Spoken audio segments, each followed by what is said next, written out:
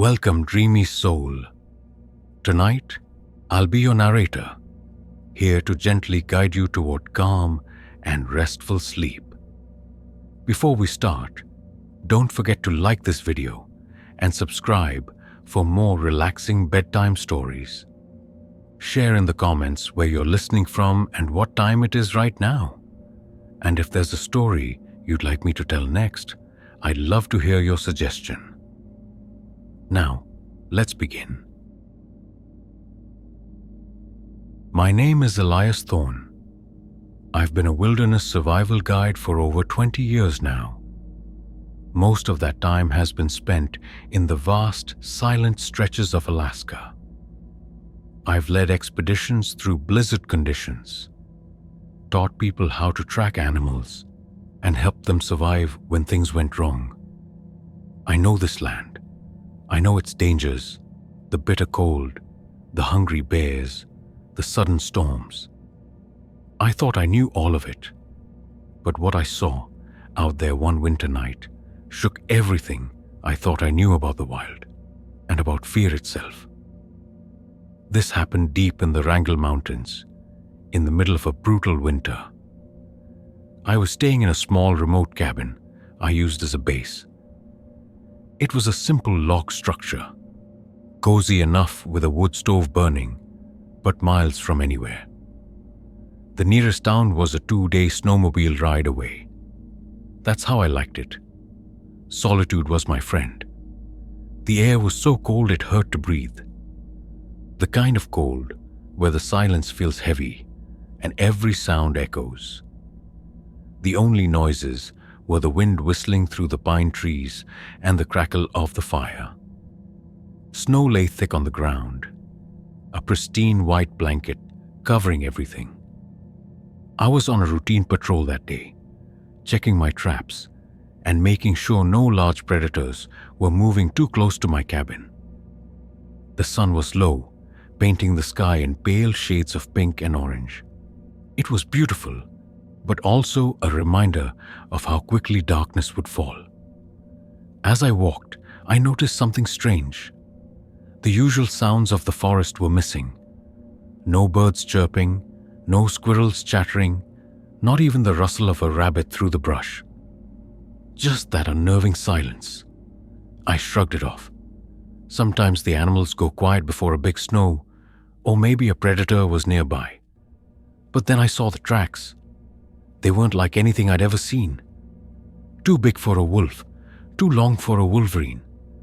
They looked almost all human, but stretched out, like giant bare feet. The stride was too wide, too uneven. My first thought was a bear, maybe a very large grizzly, whose prints were distorted by the soft snow, but something felt wrong. My gut tightened. I told myself it was just a trick of the light, or the snow melting and refreezing, changing the shape. I tried to push the unease away. I spent the rest of the day feeling a prickle on the back of my neck. The sun dipped below the mountains, and the cold deepened. I made it back to my cabin as twilight swallowed the land.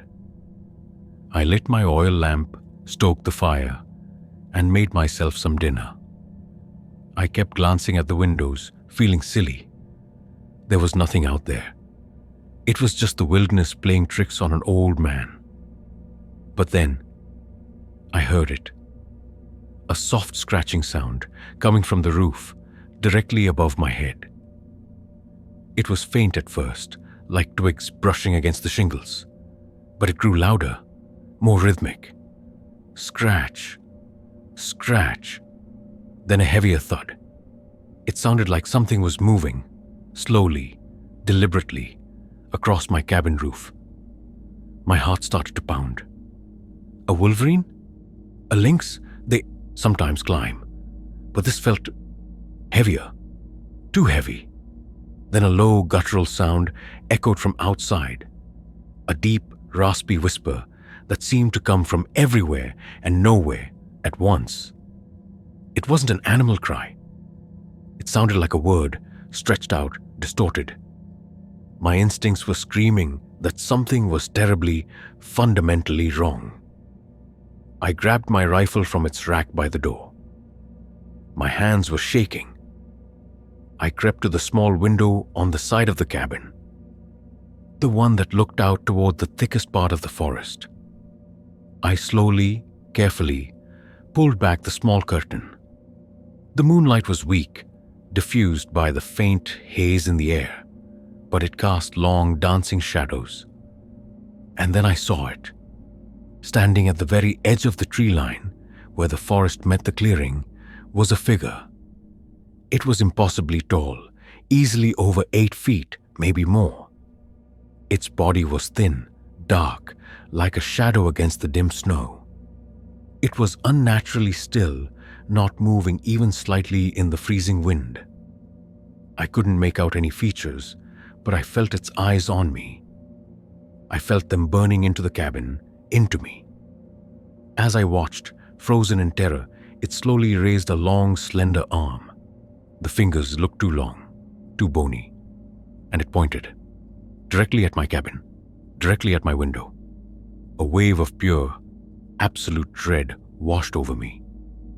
This wasn't an animal. This was something ancient, something evil.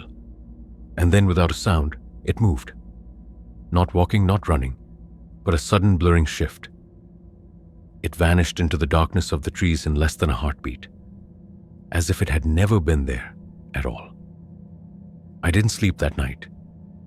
I sat by the window, rifle in my lap, staring into the blackness. The silence of the forest outside had taken on a new, sinister quality. The sun eventually rose, painting the peaks in gold, but the warmth did nothing to chase away the chill that had settled deep in my bones. I packed up that very day, left the cabin, and didn't look back. That gaze, that impossible speed, that chilling silence. It still haunts me. Even now, years later, I feel like a part of the wilderness is watching, waiting. The horror followed me home, not just in my dreams, but in the way the shadows fall, in the sudden silence of a forest, in the feeling that some places are never truly empty. My name is Sergeant Ben Carter. I've served with the Alaska State Troopers for over 15 years, mostly in the vast, empty regions of the interior. My job meant dealing with everything from broken-down snowmobiles to grizzly bear encounters. You learn to trust your gut in this line of work, especially when the nearest backup is hours away. We handle a lot of missing persons cases out here. Usually people who got lost, fell through ice, or were caught in a blizzard. Sad, but common. But what I found on one routine search changed how I looked at every shadow and every cold, silent lake. This story takes place during a late spring thaw near a forgotten village, just as the ice on the lakes was starting to get thin. A trapper named Old Man Jensen hadn't checked in for weeks. He was a stubborn old-timer, lived alone in a small shack by a frozen lake, miles from anywhere. My patrol partner, Mark, and I took our snowmobiles out. The air was crisp, but there was a faint smell of damp earth as the snow began to melt. The journey was long, a blur of white trees and endless sky. When we finally reached Jensen's shack, something felt off. The cabin door was ajar, swinging slightly in the gentle breeze, making a low creaking sound. Inside, everything was neat. His coffee pot was on the stove, a half-eaten meal on the table. It looked like he'd just stepped out. But his rifle, his heavy winter coat, and his trusty ice fishing gear were all still there. Jensen never went anywhere without his rifle, especially not in late spring. This was more than just off. This was wrong. The silence inside the cabin was too thick, too heavy. Even the usual mouse scurrying sounds were gone. I tried to rationalize it. Maybe he got sick, disoriented, wandered off without his gear. But it didn't fit. We searched the cabin and the immediate area. No signs of a struggle, no tracks leading away into the deeper woods. Just that empty, still cabin. Then Mark called me over to the lake. The ice was still solid in most places, but near the shore, cracks spider-webbed out. "Look at this, Ben," he said, pointing to the snow by the lake's edge. There were prints. Not human, not bear, not even moose. They were large, almost circular depressions, like something heavy had rested there, leaving a faint ripple in the snow. They went right to the edge of the ice. And then, for the first time, I heard it. A low, continuous hum. It was faint, like a distant generator coming from under the ice. "Hear that?" I asked Mark. He shook his head. "Just the wind, Ben." I tried to tell myself he was right, that it was the sound of the ice shifting, but my stomach twisted. My instincts were screaming that something was wrong. We started to walk out onto the lake, testing the ice with our poles. The humming grew stronger, a deep vibration I could feel in the soles of my boots. It wasn't the wind. It was rhythmic, almost mechanical, but also deeply organic, like a vast unseen heart beating below us. The air above the ice suddenly grew colder. A bone-chilling cold that didn't make sense with the thawing spring. Then, right in the center of the lake, about 50 yards from shore, the ice began to bulge upward. A large, dark shape was moving directly beneath us. The hum intensified, vibrating through my whole body until my teeth chattered. Suddenly, a section of ice the size of a small car shattered upwards, sending shards flying. A black, impossibly smooth surface broke the water. It wasn't a whale or a seal or any creature I knew. It was like living obsidian, a dark, featureless mass. And then, from its top, 2 pinpricks of light, glowing with a cold, pale blue, fixed on us. They felt like eyes, ancient and full of something terrible. Just for a second, I thought I saw a human arm, pale and still, being slowly absorbed into the dark mass. Then, with a sickening slurp and a rush of frigid water, it plunged back down. The ice closed over it, as if it had never opened. The humming slowly faded away, leaving an unbearable silence. We stood there, shivering, for what felt like an eternity. Mark, pale as a ghost, finally whispered, What was that?" I had no answer. We searched for days, but Old Man Jensen was never found. The official report said, presumed loss to exposure. But I knew what happened. The humming, it still follows me. I hear it sometimes on silent nights. A faint, deep vibration that settles in my chest. It reminds me that out in the frozen wilds of Alaska, there are things beneath the surface, things older than us, that hunt in the cold silence. And some communications are not meant to be heard by individual minds, but by entire species. My name is Finn O'Malley. I've been a commercial fisherman in the Bering Sea for over 30 years. I've seen some of the nastiest storms the world has to offer. Waves that could swallow a house whole. Ice that could crack a hull. The Bering Sea doesn't care about you. It just wants to claim you. It's a hard, lonely life, but there's a wild beauty to it. You learn to respect the ocean, to know its moods, its dangers. But what the ocean gives, it also takes. And sometimes, it sends something back you wish it hadn't. This happened during one of the worst storms I ever weathered, far north of Dutch Harbor, where the maps start to get a little fuzzy. The waves were mountains, crashing over the bow, soaking everything in freezing spray. The wind howled like a banshee, tearing at the rigging. Visibility was near zero, just a chaotic mess of grey water and black sky. We were trying to hold our position, trawling for cod, but mostly just fighting to stay upright. The deck was slick, the smell of diesel and salt filled the air, and the roar of the sea was deafening.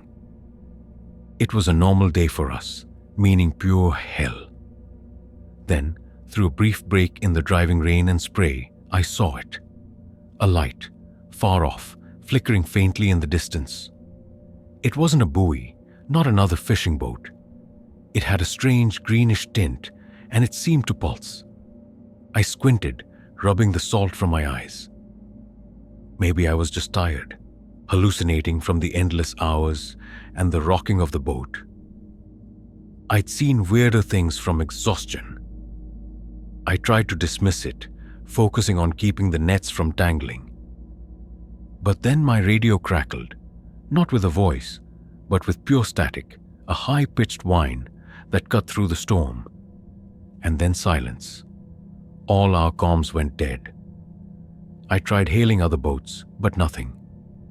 Just a dead line. It was unusual, but in a heavy storm, equipment could fail.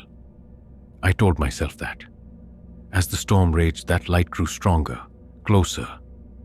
It wasn't just flickering anymore. It was glowing with an unnatural, sickly green. And it was getting bigger. My gut clenched. This wasn't another vessel, not one I'd ever seen. It was too tall, too ancient-looking. Then, through the gloom, I saw it. A ship. It was enormous, a towering black shape against the churning grey, with tattered sails hanging like ghosts.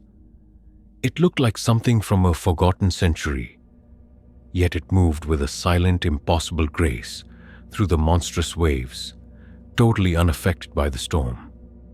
It didn't show up on our radar. Not a blip. My crew members were staring too, their faces pale with a mixture of awe and terror. And then we heard it. A sound drifting across the gale. A mournful, almost human singing. It was beautiful and utterly terrifying, a melody that clawed at your soul.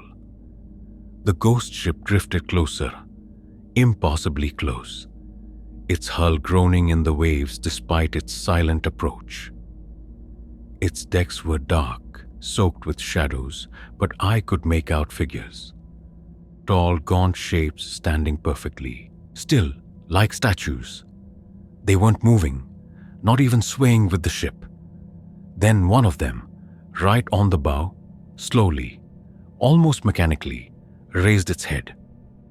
It had no face that I could see, just 2 points of glowing, empty green light where eyes should be. And then, its mouth opened. It opened impossibly wide, a black, gaping hole that stretched from where a chin would be to where its forehead should start.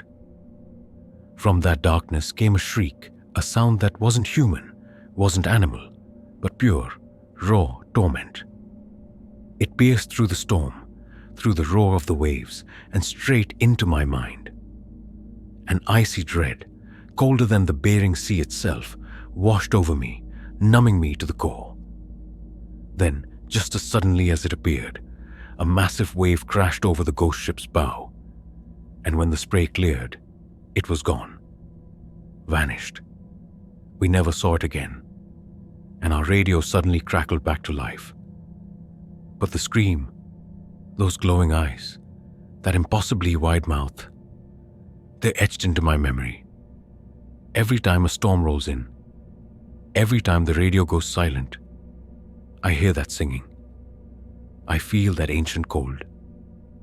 I know there are things in the depths of the ocean, things that should stay lost, things that make you realize some communications are not meant to be heard by individual minds, but by entire species. My name is Dr. Lena Petrova. I'm a geologist specializing in permafrost and subterranean activity, and I've spent the last 12 years working in some of the most remote parts of Alaska. My work involves drilling deep into the frozen ground, studying the Earth's ancient secrets locked beneath the ice. It's isolating, often dangerous, but it's also incredibly rewarding to uncover the history of our planet. I've seen incredible ice formations, found fossils millions of years old, but what we unearthed at one particular drill site changed my scientific curiosity into a chilling, primal fear. This happened during a summer field season at a research station located on a high plateau in the Brooks Range. We were miles from any road, our only connection to the outside world a weekly bush plane delivery. The station was a collection of prefab buildings surrounded by endless tundra that glowed green and purple under the midnight sun. The air was cool and crisp, often carrying the scent of damp earth and wildflowers. Our daily routine involved operating the heavy drilling equipment, collecting core samples, and analyzing data. It was hard, precise work, often accompanied by the grinding noise of the drill. One afternoon, as we were drilling into a particularly deep layer, something strange began to happen. The drill rig, a massive piece of machinery designed to cut through solid rock and ice, began to vibrate unusually. It wasn't the normal rhythmic shake. It was a deeper, more erratic tremor that pulsed through the ground. Then, from the depth of the borehole, a sound emerged. It was a low, resonant thrum, like a giant, faraway bell being struck, but with a living quality to it. My lead technician, a seasoned veteran named Mike, frowned. "Never heard that before?" he grumbled. We checked all the equipment, ran diagnostics. Everything appeared normal. We rationalized it as a geological anomaly. Perhaps a strange resonance from an underground cavern or a new rock layer. But the thrum made the hairs on my arms stand up. The thrumming continued for days, growing subtly louder, more persistent. It was always there, a deep, unsettling heartbeat beneath our feet. Our seismic sensors, which usually picked up distant earthquakes or ice movements, started showing strange, localized pulses that didn't match any known geological activity. Our instruments were telling us the ground was stable, yet that thrum felt like a living thing. Mike grew more uneasy, always checking the gauges. Then, during another deep drill, we hit something unexpected. The drill bit, made of hardened steel, suddenly met with an unyielding resistance, not rock, but something that felt softer, yet unbreakable. The drill rig shrieked, then jammed, refusing to go deeper. And that thrumming intensified, vibrating the very ground beneath the station. My instincts were screaming that something was wrong. This wasn't just a geological oddity. This was a signal. We couldn't get the drill bit free. It was stuck, buried thousands of feet down.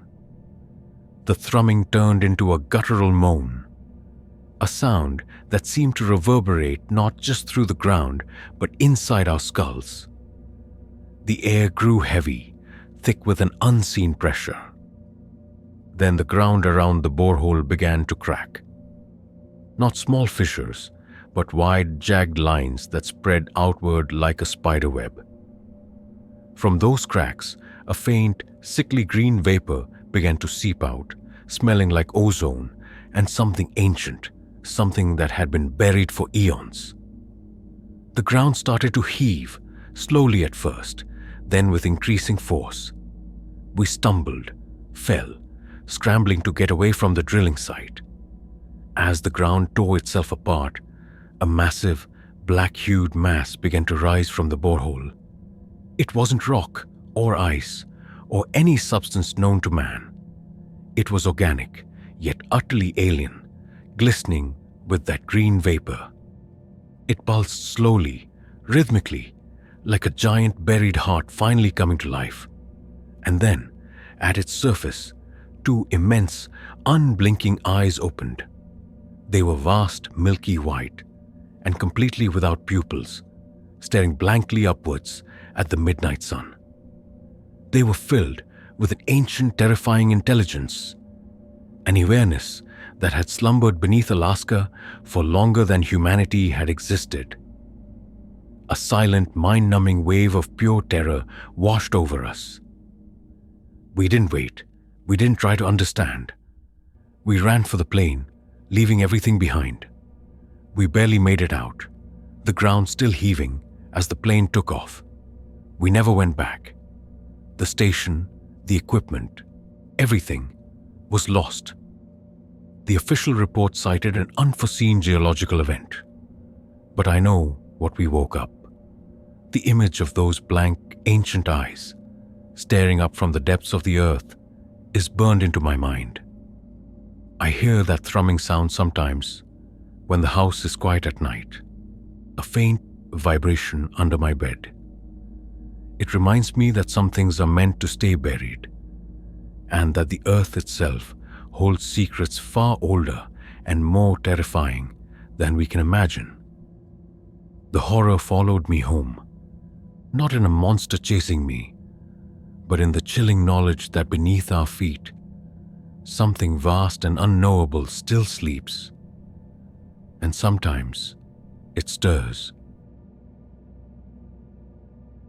My name is Lena Hansen. For the last 10 years, I've worked as a bush pilot, flying supplies, tourists, and researchers to every corner of Alaska's vast interior. From the jagged peaks of the Denali Range to the endless forests of the Yukon, I've seen it all from above. The sky is my office, and the landscape below is my domain. I know the river bends, the hidden lakes, the subtle shifts in the tree line. I've landed on frozen runways, gravel strips, and sometimes just open tundra. It's a job that demands sharp eyes and a clear head. But what I saw on one routine flight made me question everything I thought I knew about the emptiness below and about being truly alone. This happened on a clear, crisp autumn morning. A supply run to a remote mining camp deep in the Wrangell St. Elias National Park. The sun was bright, making the reds and golds of the turning leaves truly pop against the dark green of the conifers. The air was smooth, perfect for flying.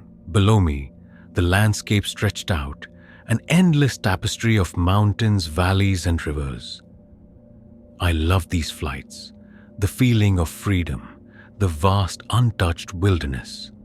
The only sound was the drone of my single-engine plane, a comforting hum as I navigated by map and familiar landmarks. It was just another day in the Alaskan sky. Then, as I flew over a particularly dense, unbroken section of forest, I saw something that didn't belong. A clearing, not a natural one caused by a landslide or a river. This one was perfectly circular, impossibly round, about 200 yards across. It stood out against the wild, uneven forest like a perfectly drawn compass circle. Inside the clearing, the trees had been removed, but there was no sign of stumps, no trace of logging. The ground was just bare, a patch of dark earth that seemed to absorb the sunlight instead of reflecting it. My eyes narrowed. I'd flown this route hundreds of times, and I'd never seen anything like it. It was too precise, too unnatural. I shrugged it off as maybe a new, experimental seismic testing site, or perhaps an old, forgotten military installation. The government did strange things sometimes. I told myself it was nothing, but the image of that perfect circle bothered me. On my return flight, a few hours later, I decided to take a closer look. I banked my plane, dropping lower, circling the area. The air suddenly felt heavier, and a strange interference crackled through my headset. It wasn't static. It was like whispers, faint and distorted, just beneath the hum of my engine. I checked my radio, but it showed clear frequencies. As I flew closer to the clearing, the whispers grew louder, though still indistinct, a cacophony of soft overlapping voices that seemed to be all around me. And then I saw them. Standing in the very center of the perfect circle were dozens, maybe hundreds, of figures. They were impossibly thin, almost skeletal, dressed in what looked like tattered dark robes. They were all facing inwards, their heads bowed, and they weren't moving, not a single one. My stomach dropped. My instincts were screaming that something was wrong. This wasn't a mining camp or a research site. This was something ancient, something deeply, profoundly unsettling. I pulled up, my heart pounding, trying to get distance. But as I did, one of the figures, taller than the rest, slowly raised its head. Even from 1,000 feet up, I felt its gaze. It was a searing, icy cold that seemed to penetrate the plane's metal and chill my very bones. And then, from the center of the circle, where all the figures were gathered, a beam of light shot straight up into the sky. It wasn't like any light I'd ever seen. It was a deep, pulsing violet, a color that felt wrong, unnatural. The beam pierced the clear blue sky, and as it did, all the whispers in my headset coalesced into a single, piercing scream, a sound of pure agony and despair that felt like it was ripping through my mind. My controls briefly seized up. The plane dipped violently, and I wrestled with the stick, fighting to regain control. Just as I managed to level out, the light vanished, the whispers died, and the figures in the clearing seemed to melt back into the shadows. The circle was empty again, just dark earth. I flew the rest of the way home on autopilot, my hands shaking. I landed the plane, got out, and felt like I was still falling. I never reported it. Who would believe me? Ancient figures, a violet light, whispers in my head. They'd say I was overtired or worse. But I know what I saw. I still have nightmares about that perfect circle and the feeling of those skeletal figures watching me from below. Now, every time I fly over a vast untouched wilderness, I scan the ground for perfect circles, for anything that doesn't fit. The emptiness of Alaska isn't empty at all. It's hiding secrets, and some communications are not meant to be heard by individual minds, but by entire species. My name is Sarah Jenkins. I've worked as a park ranger in Denali National Park for over 10 years. My job is to protect this incredible wilderness and help people explore it safely. I know every trail, every animal track, every hidden crevice. I've seen some of the most beautiful sights on Earth. Grizzlies fishing, caribou migrating, the aurora borealis dancing across the sky. But I've also seen the harsh side of nature, and sometimes things that don't fit into any natural category. What happened to me one winter patrol made me realize some parts of the park are not meant for human eyes, and some sounds are not meant for human ears. It was the dead of winter, deep in the Alaskan range, during a blizzard. The snow was falling thick and fast, a blinding white curtain that reduced visibility to mere feet. The wind howled like a banshee, tearing through the trees and making my snowmobile fight for every inch. I was on a routine patrol, checking remote cabins and making sure no one was stranded. The cold was brutal, the kind that steals your breath and numbs your fingers even through thick gloves. The world was a symphony of white noise. The wind, the engine, the crunch of snow beneath my tracks. It was just another day of battling the elements. Then, as I navigated a particularly isolated stretch of forest, the wind seemed to drop. Not entirely, but it lessened to a faint whisper, leaving an eerie pocket of quiet in the heart of the storm.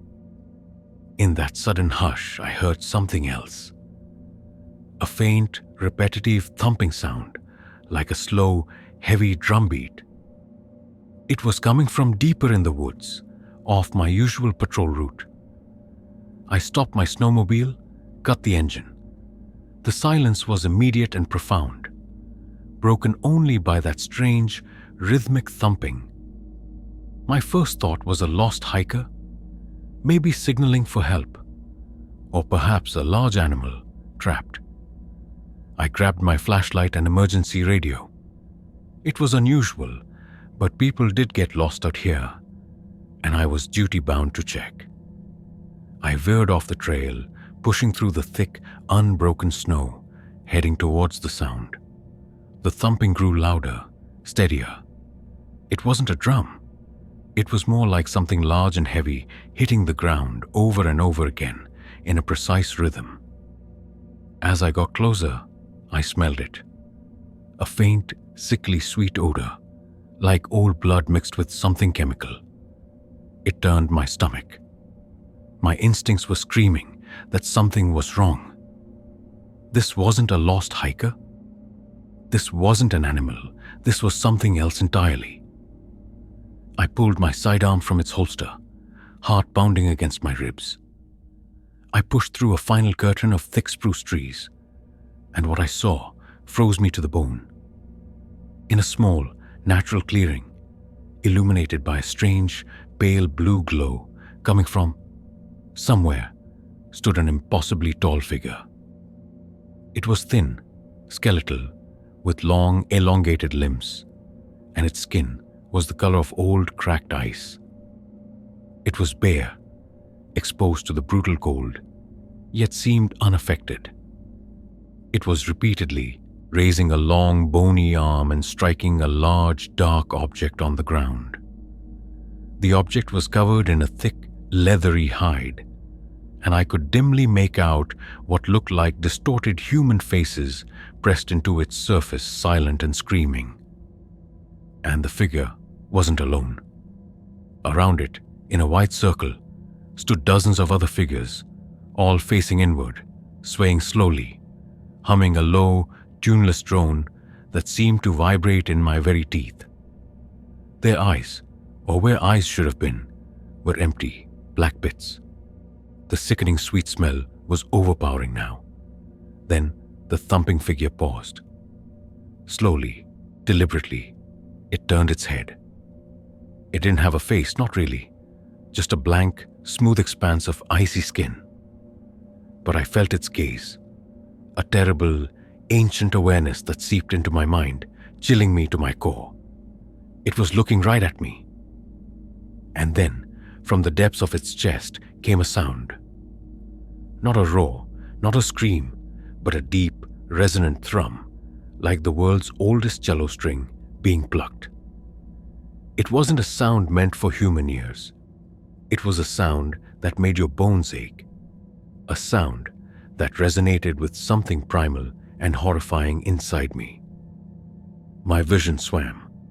I stumbled backward, pure, unadulterated terror flooding my senses. I turned and ran, blindly crashing through the snow, not caring about the trail, not caring about the cold.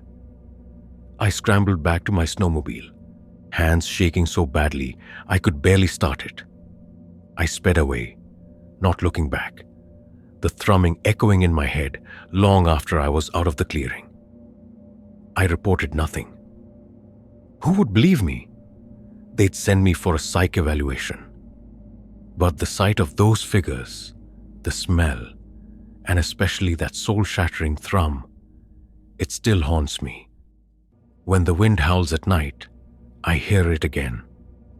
That ancient, terrible vibration.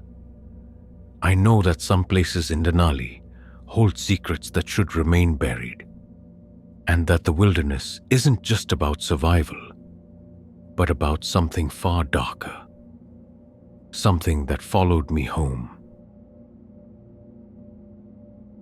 My name is David Chen.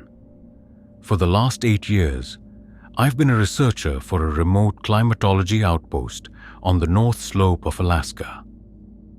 My work involves monitoring atmospheric conditions, studying aurora patterns, and tracking climate change data. It's a lonely life, far removed from civilization. But the beauty of the Arctic night, with its endless stars and dancing lights, is unlike anything else. I've seen polar bears, Arctic foxes, and skies ablaze with color. But what happened to me one long winter night revealed that some phenomena are not natural, and some lights are not meant to be seen. This particular winter was one of the coldest on record. We were plunged into 24-hour darkness, the sun having set months ago. The outpost was a small collection of geodesic domes, designed to withstand the brutal winds and extreme cold. Inside, it was warm and humming with the gentle whir of computers and instruments. Outside, it was an alien landscape of endless snow and ice, under a sky that was sometimes black velvet, sometimes shimmering with the green and purple ribbons of the aurora. The only sound was the constant groan of the wind against the domes. It was a typical, isolated night. One evening, as I was collecting aurora data, my instruments started acting strangely. The readouts for electromagnetic fields spiked erratically, far beyond anything I'd ever recorded, even during intense aurora activity. My radio crackled with a high-pitched buzz, then went completely silent. My satellite phone was dead too. All communications were down. I tried to rationalize it.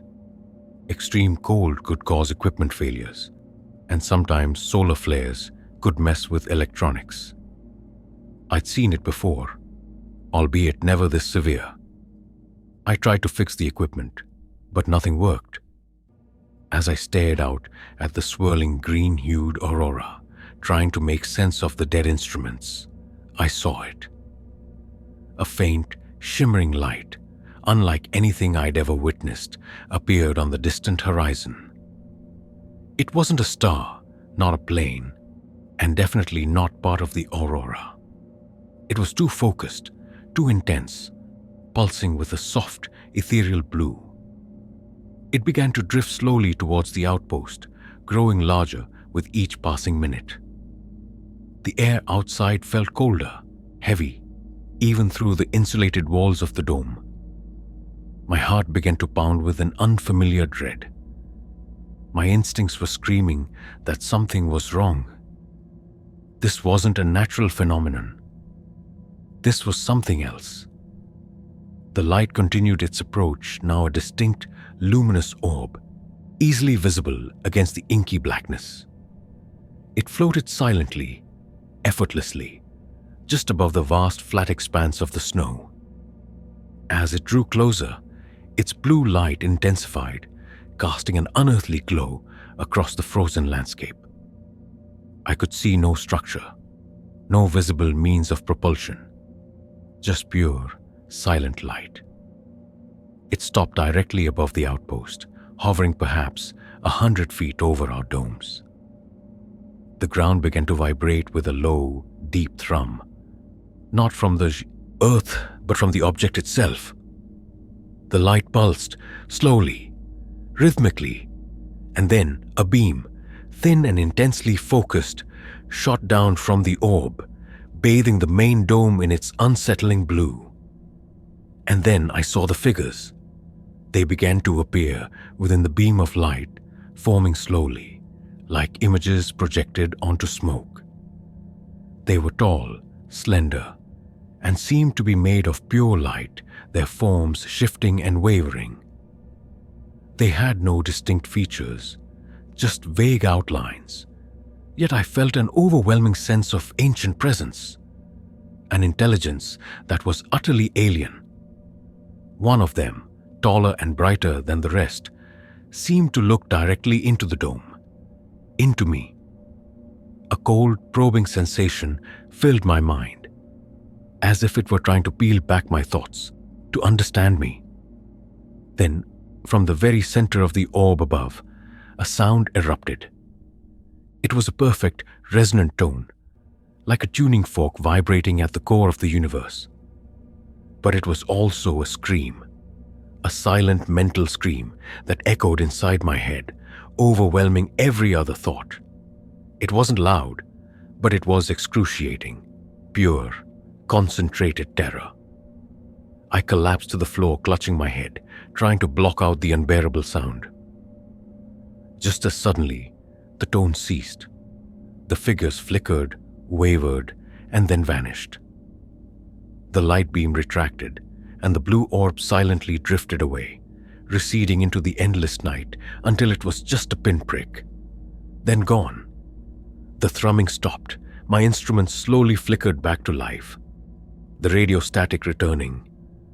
I was left alone in the humming dome, shaking violently, covered in a cold sweat. I never told anyone what I saw or what I felt in my mind. The official explanation for the equipment failure was extreme weather conditions. But I know. I still wake up in a cold sweat, hearing that silent screaming tone, feeling that probing alien presence in my thoughts. Now, every time the aurora dances across the sky, I feel a prickle of fear, wondering if that light will return.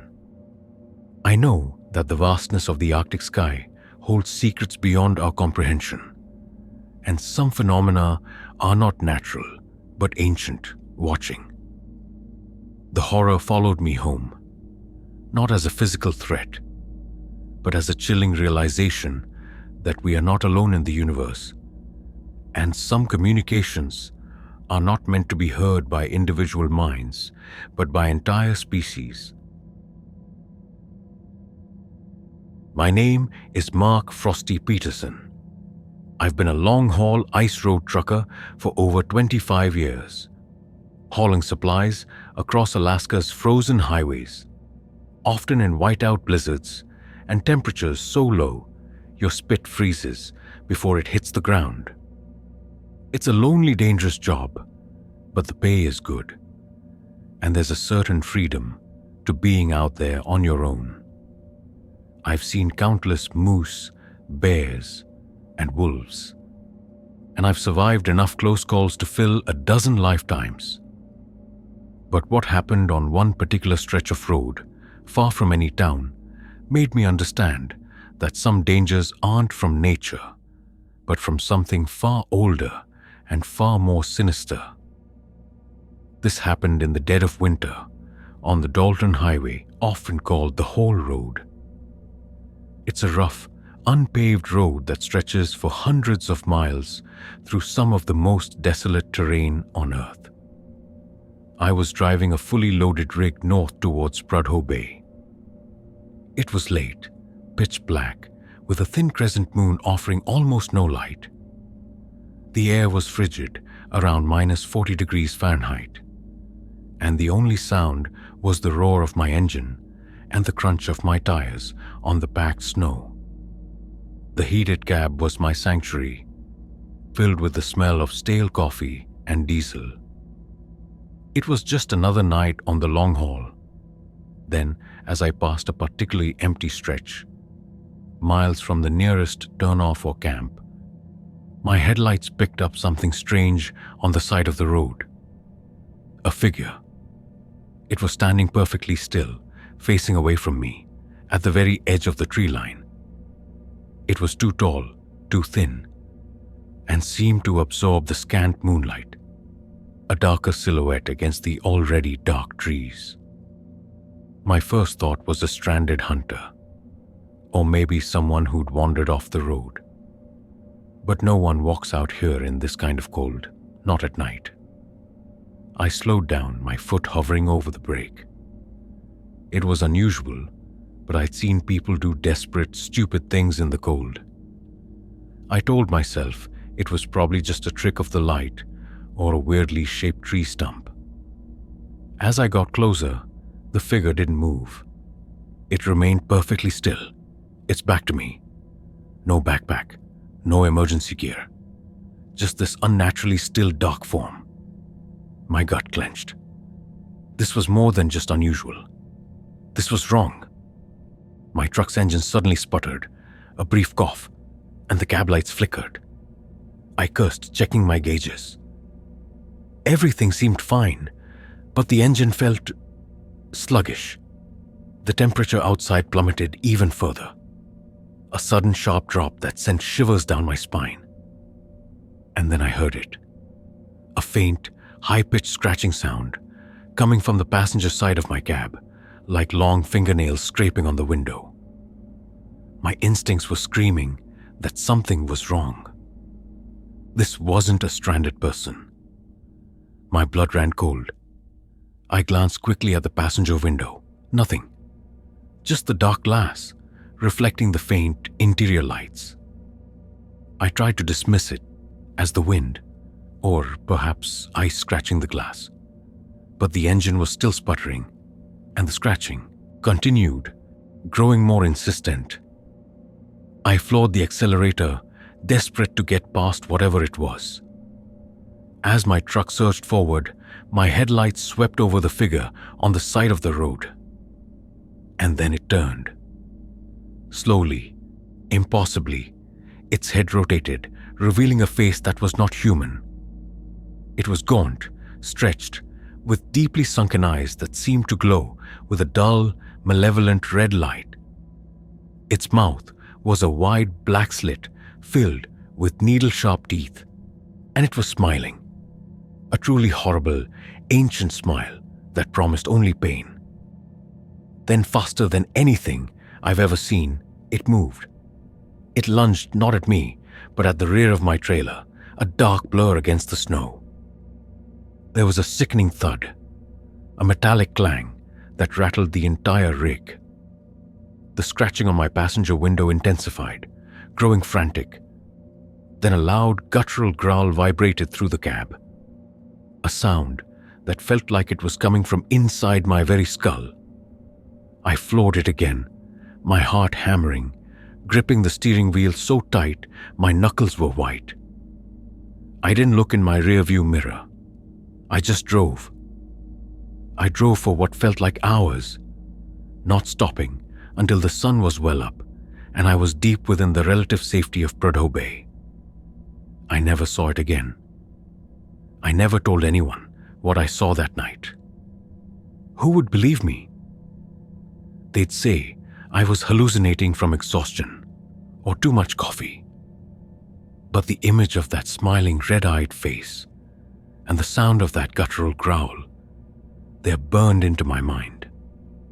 Every time I drive the Dalton, every time I see a dark shape at the edge of the trees, I feel that prickle of fear.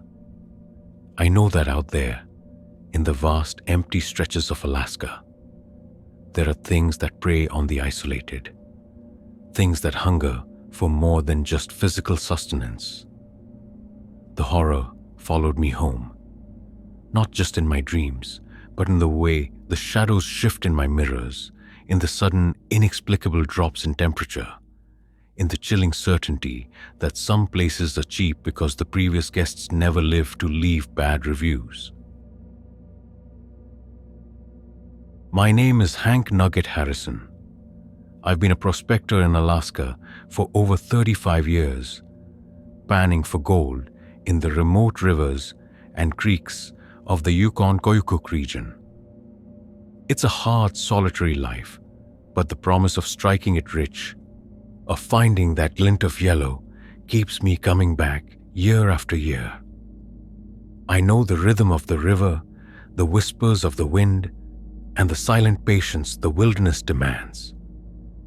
I've faced grizzlies, fought off hypothermia, and dug through frozen ground until my hands bled. But what I unearthed one autumn day made me wish I'd never picked up a shovel.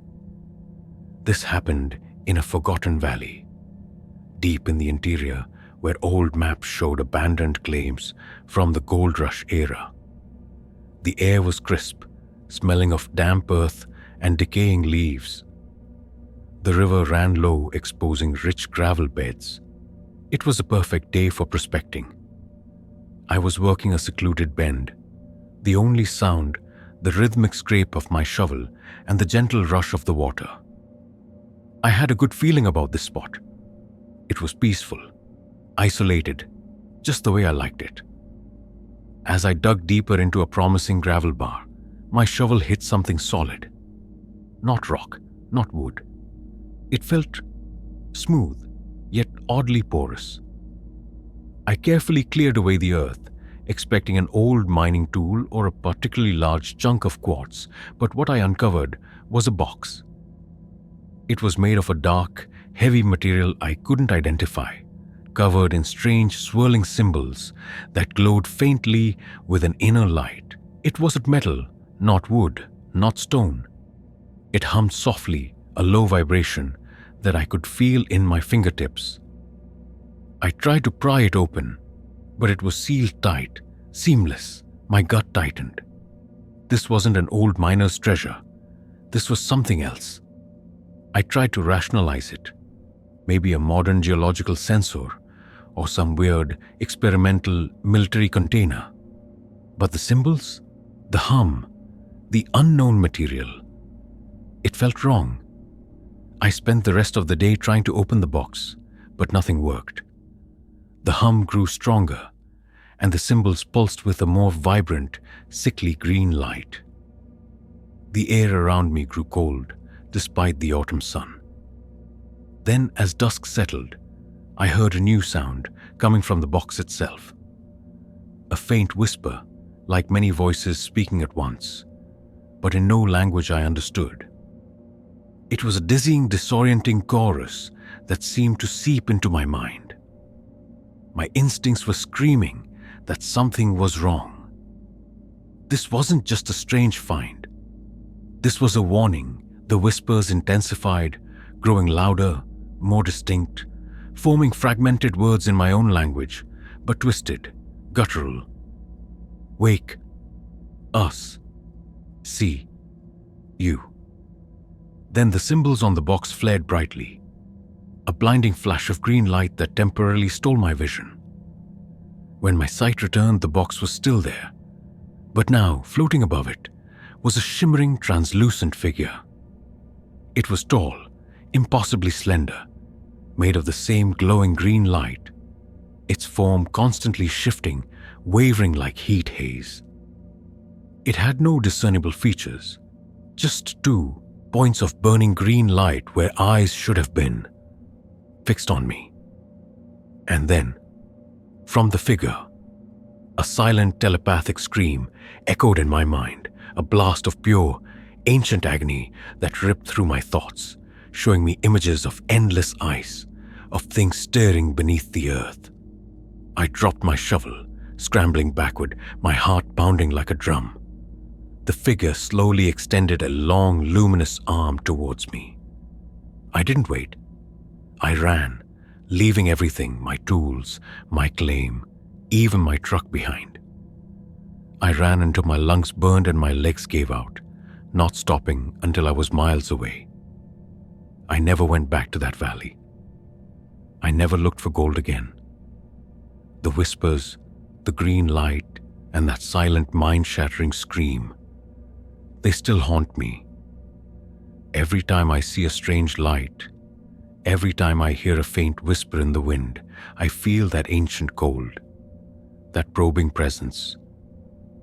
The horror followed me home, not just in my dreams, but in the chilling knowledge that some things are meant to stay buried, and some communications are not meant to be heard by individual minds, but by entire species.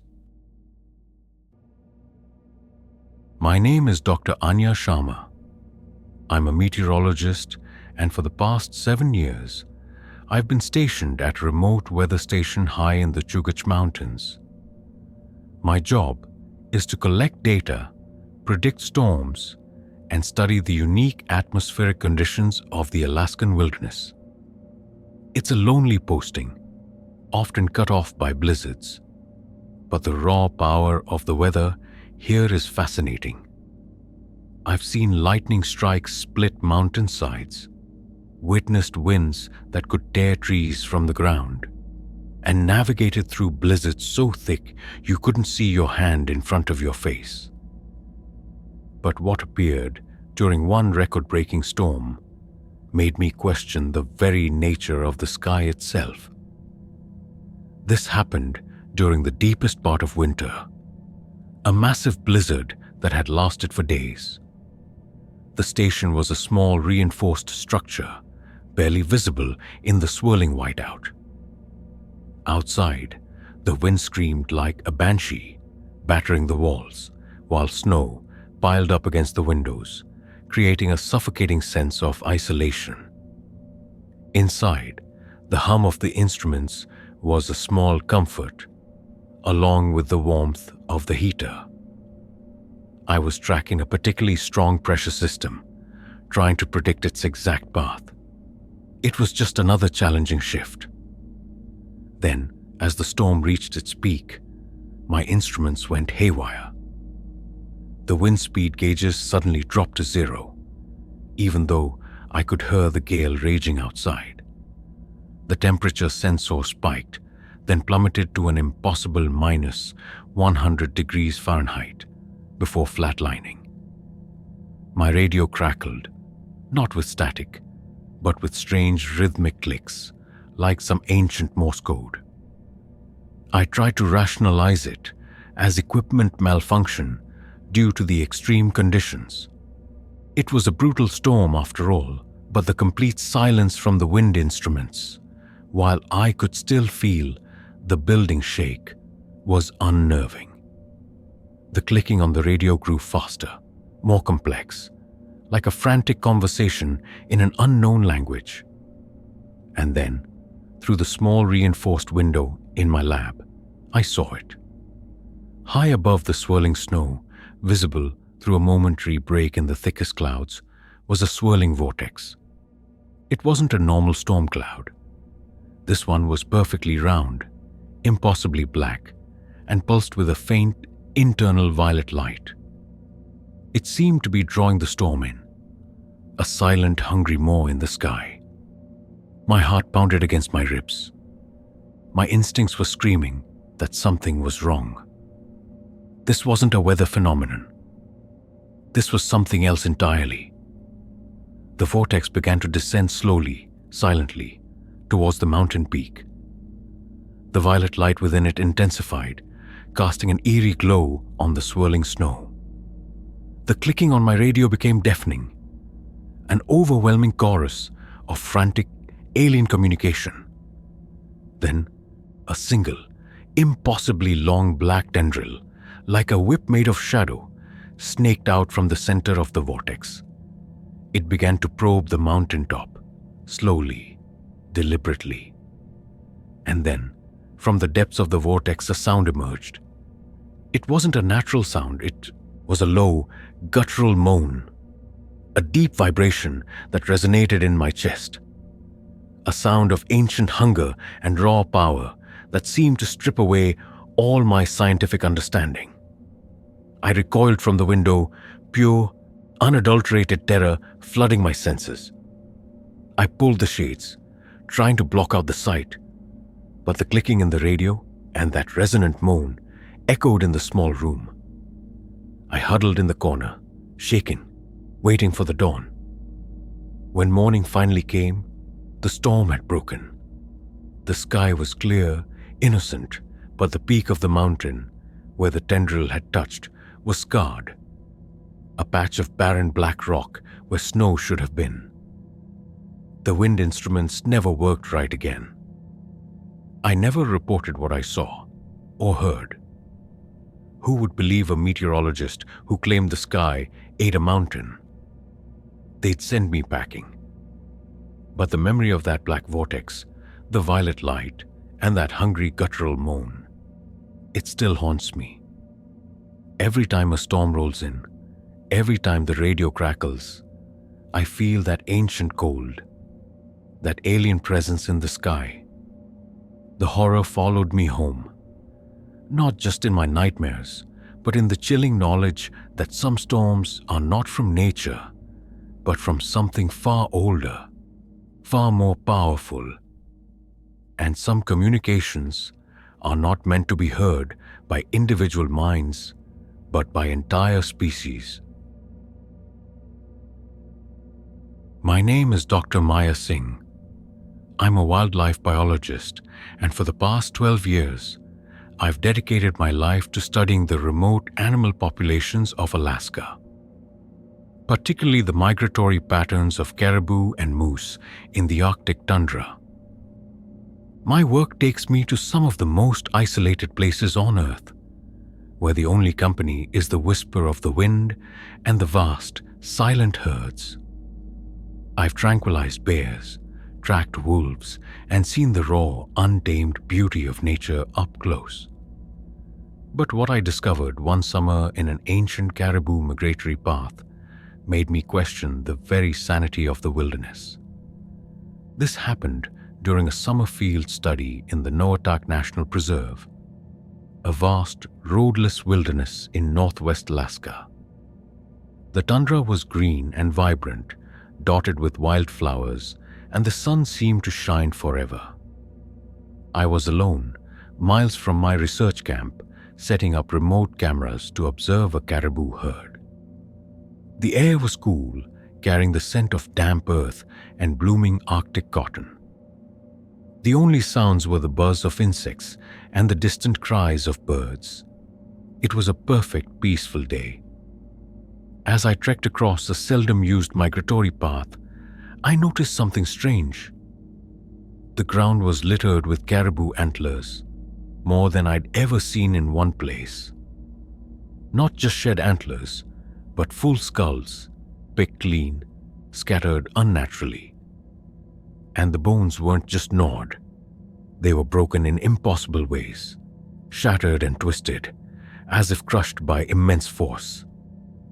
My first thought was a massive predator, maybe a pack of wolves, but the sheer number of remains and their condition didn't make sense. I also noticed a profound silence. No insects buzzed, no birds sang, just the unnatural stillness. I tried to rationalize it. Perhaps a herd got caught in a sudden brutal blizzard years ago, and predators found the remains. But the feeling of unease lingered. I continued along the path, growing more disturbed by the silence and the scattered, broken bones. Then I saw the tracks. They weren't from a caribou, or a bear, or a wolf. They were long, slender depressions in the soft moss, like deep gouges, ending in sharp, pointed impressions. They were too large for any known animal, and there was an unsettling pattern to them, a deliberate, slow stride. The sweet, sickly smell I'd noticed earlier, like decaying meat mixed with something metallic, grew stronger. My instincts were screaming that something was wrong. This wasn't just a natural die-off. This was a hunting ground for something unnatural. As I followed the tracks, they led me to a large, ancient standing stone, covered in lichen and worn smooth by centuries of wind. It was not natural. It had been placed there long ago, in the middle of the empty tundra. The air around the stone was thick with that sickening smell. And then I heard it. A low, continuous clicking sound, like thousands of tiny claws tapping on stone, coming from behind the standing stone. I crept closer, heart pounding, hand on the bear spray, clipped to my belt.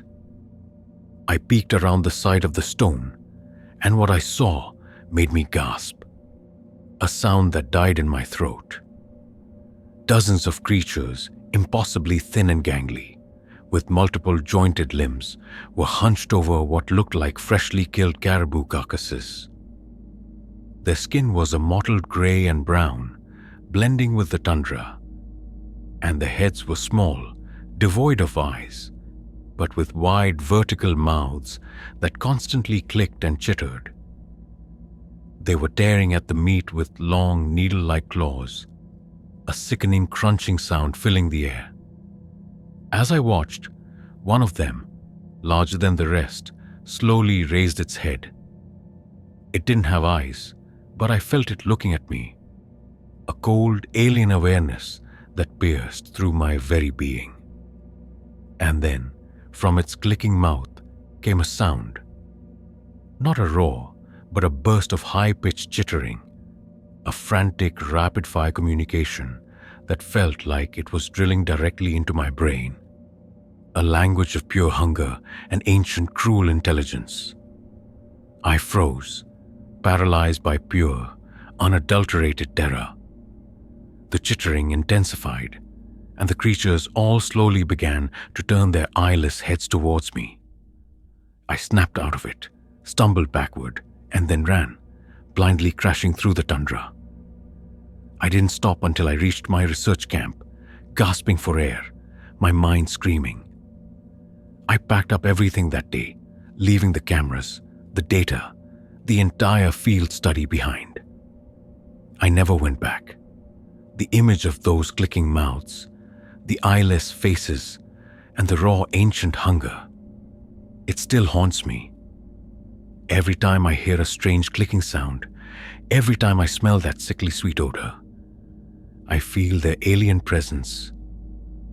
The horror followed me home, not just in my dreams, but in the chilling knowledge that some parts of the wilderness are not just wild, but ancient and predatory, and some communications are not meant to be heard by individual minds, but by entire species.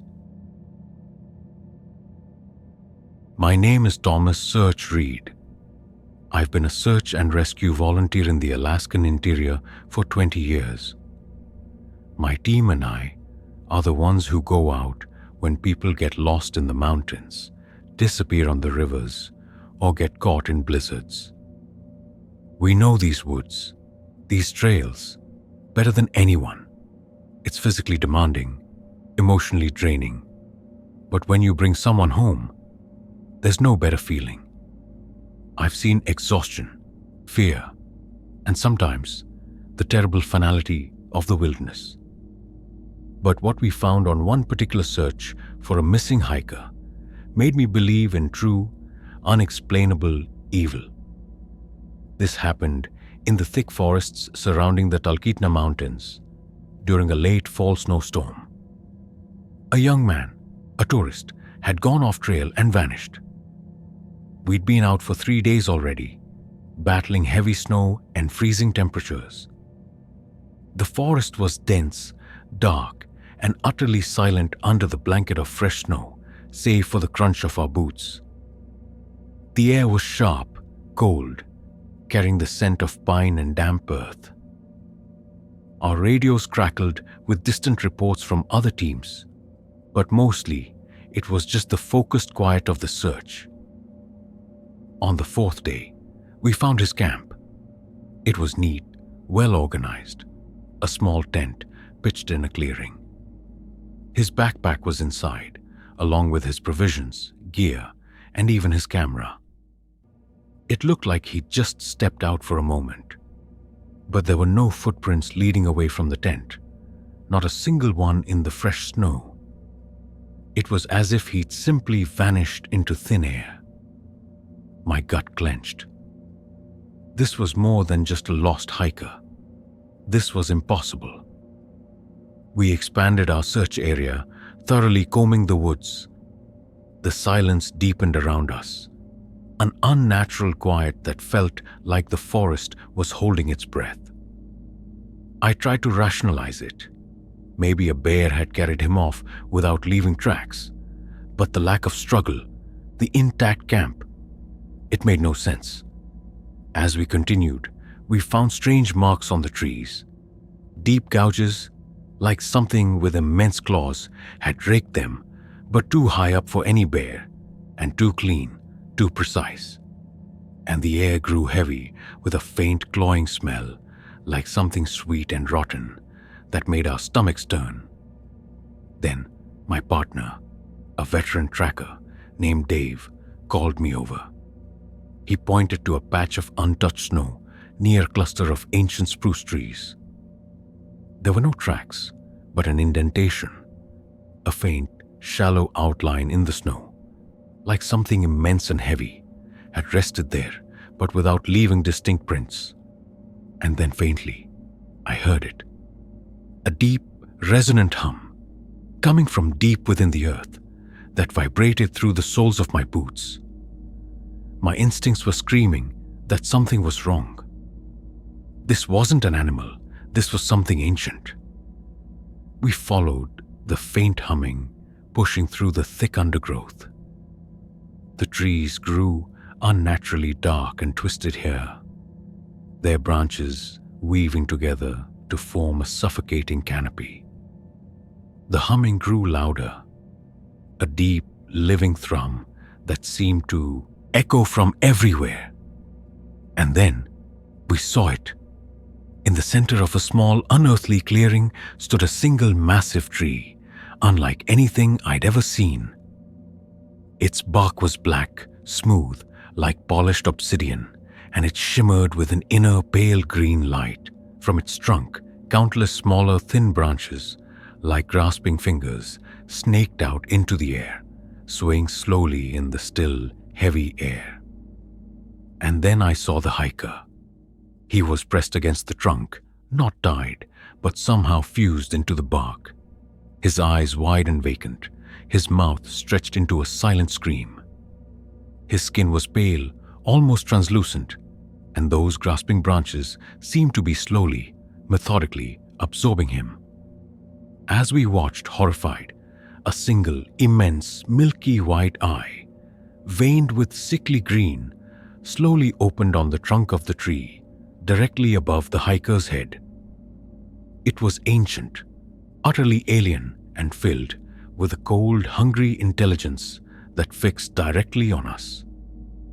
The humming intensified, vibrating through my very bones, and a silent telepathic whisper slithered into my mind, a chorus of ancient demanding voices that spoke of hunger and of roots that ran deeper than the earth itself.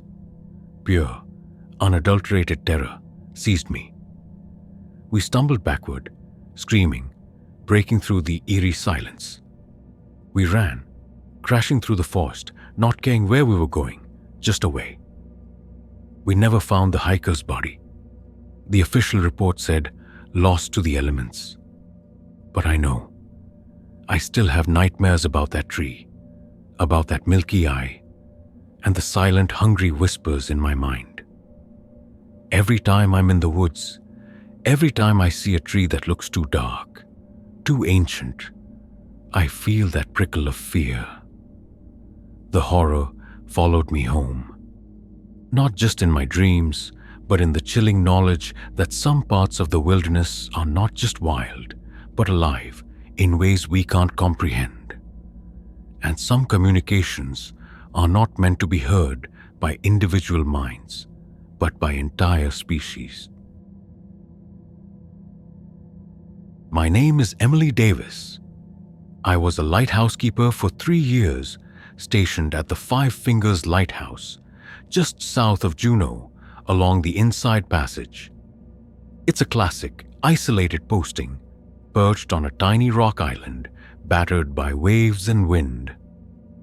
My job was simple: keep the light shining, record weather observations, and monitor passing ships. It's a lonely existence, but the raw beauty of the ocean, the endless horizon, and the dramatic storms were a constant companion. I'd seen majestic whales, fierce eagles, and the wild fury of the Gulf of Alaska. But what I witnessed one night, far out at sea, made me realize that some lights are not meant to guide, and some things are not meant to be seen. It was a stormy autumn night, a heavy rain lashing against the lighthouse windows and a thick fog rolling in from the open ocean. The beam of the lighthouse cut a swathe through the gloom. a comforting, rhythmic pulse in the darkness. The only sounds were the howling wind, the crashing waves against the rocks, and the mournful blast of the foghorn every 30 seconds. I was doing my routine check of the lamp, the warm glow of the light filling the small room, a sense of calm amidst the chaos. It was just another night keeping watch. Then, as the fog momentarily thinned, my eye caught a faint, pulsing light far out on the horizon. It wasn't a ship's light, not a fishing boat. This one was a deep, unsettling orange, and it seemed to pulse with an unnatural, slow rhythm. It was too low to be a plane, too steady to be a flare. I squinted, rubbing the condensation from the glass. Maybe it was just atmospheric interference, or a reflection from the heavy fog. I tried to dismiss it, focusing on my logs. But the light lingered, and a faint, high-pitched whine began to cut through the howl of the wind, too subtle to be natural. The orange light began to grow, slowly, steadily, getting closer. The whining sound intensified, a piercing drone that seemed to vibrate in my teeth. It was coming from the light itself. And then I saw it, emerging from the rolling fog, directly beneath the pulsing orange light, was a structure. It was massive, impossibly huge, yet moved with absolute silence and an eerie grace. It wasn't a ship, not a submarine, not anything I had ever seen. It was made of some dark, metallic substance, shaped like an inverted pyramid, its sides covered in strange, glowing orange symbols that pulsed in time with the light above it. It didn't belong. My heart pounded against my ribs. My instincts were screaming that something was wrong. This wasn't a natural phenomenon. This was an intruder from another world. The colossal structure continued to approach, gliding silently through the churning waves, its orange symbols casting a flickering, hellish glow on the water. It stopped a mile from the lighthouse, hovering just above the surface of the violently heaving sea. The whining sound became an unbearable shriek, and the air around the lighthouse became charged with an unseen energy, making my hair stand on end. Then, a single, thick beam of pulsing orange light shot down from the base of the inverted pyramid, plunging directly into the depths of the ocean. The water boiled and hissed where the beam touched it, and then a sound erupted from the structure. It was a guttural, resonant groan, a vast, mournful bellow that seemed to vibrate through the very bedrock of the island. A sound of ancient awakening and immense power. I collapsed to the floor, clutching my ears, overwhelmed by the shriek and the groan.